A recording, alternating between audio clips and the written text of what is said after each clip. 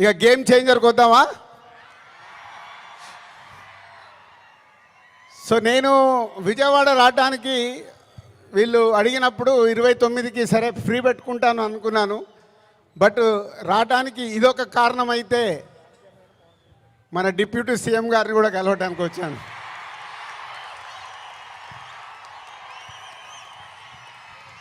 అమెరికాలో ఈవెంట్ చేశాం, grand success.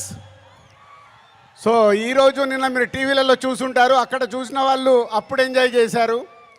మరి అమెరికాలో అంత గ్రాండ్ సక్సెస్ అయ్యాక మన డిప్యూటీ సీఎం గారు ఆధ్వర్యంలో ఈవెంట్ చేస్తే ఎలా ఉంటుంది,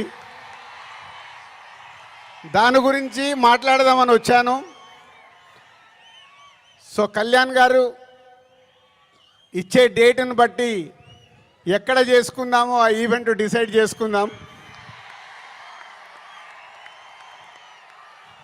బట్ ఆ ఈవెంట్ మట్టుకు మామూలుగా ఉండకూడదు.